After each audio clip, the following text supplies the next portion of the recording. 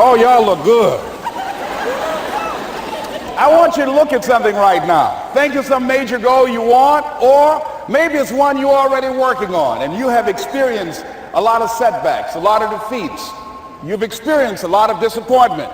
Maybe you've already given up. And maybe you just need a little fire, a little encouragement to get back in the game again. Here's what I want you to look at. There are winners, and there are losers, and there are people who have not discovered how to win. And all they need is some coaching. All they need is some help and assistance, just a little support. All they need is some insight or a different strategy, a plan of action to make some adjustments that will open up the key to a whole new future for them, that will give them access to the unlimited power that they have within themselves. That's all that they need. So what I want you to do is think about something you want for you, that's real for you, that's important for you, that will give your life some special meaning and power.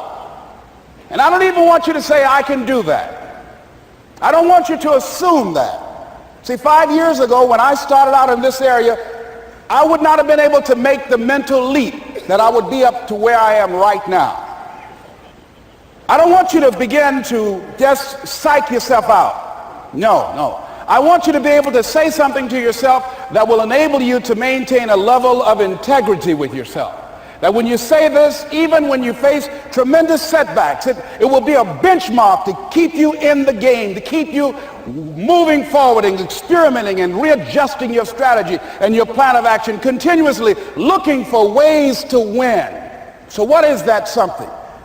When you got an idea you want to move on, you might not have the money, you might not have the education, you might not have the support or the resources you need. What is that something that can keep us going, that will enable us to act on our dream? What's one of those keys that will begin to help us to discover the secrets to our dream? Here's what I want you to repeat after me, please, with power and conviction. Say, it's possible. It's possible. That's all I want you to do when you look at your dream. Just say to yourself every day, it's possible. Just say that every day to yourself, it's possible. Because what does that do? See, it begins to change your belief system. See, the way in which we operate, ladies and gentlemen, it's a manifestation of what we believe, what's possible for us. Whatever you've done up to this point, all that it really is a duplication, it's a reproduction of what you believe subconsciously that you deserve and what's possible for your life. Most people operate out of their personal history, out of their memory, things they've done, things they've experienced, things they've seen, things that they have observed.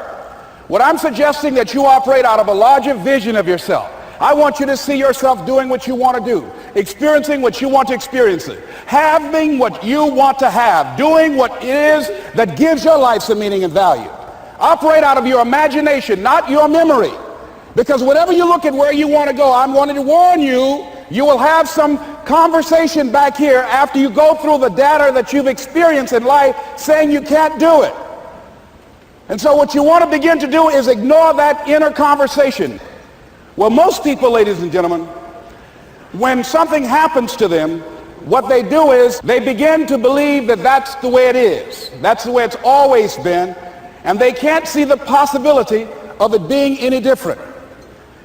Example, before April 1954, the common belief, the universal belief, because it had been tried again and again and again and people had failed, the belief was that man was not physically capable of breaking the 4-minute barrier, that he could not run a mile in less than 4 minutes. That was the belief on the planet. It had never been done. But here's what happened, ladies and gentlemen. Roger Bannister came along, and he broke the 4-minute barrier. Now here's what's significant about that. Since that time, up to this day, over 20,000 people have done it, including high school kids. What changed? 20,000 people, what changed? Here's what happened when they got on the track. They knew it had been done. And because they knew it had been done, there was a new belief about this barrier, about this goal that was unreachable. And those 20,000 people got in a race believing, knowing in their heart that someone had done it, that it's possible, that they could do it. And I'm saying that if you know anybody that had some goal, some dream, something they wanted to do, and they did it, then I'm saying that you know in your heart that if someone has done it, then you can do it. It's possible. And that if someone can make their dream become a reality, that it's possible that you can make your dream become reality. And so as you begin to look at where you want to go, beginning to embrace that, it's possible. I'm blessed and highly favored. I've got a lot going for me. I got some good stuff in me. And it's possible that I can bring my greatness out here in the universe. That I can do what I want to do. It's possible I can write my own book. I can have my own business. I can take the trip and travel around the world. It's possible. I can bounce back from adversity and reinvent my life. It's possible. Regardless of where I am, the things can get better for me.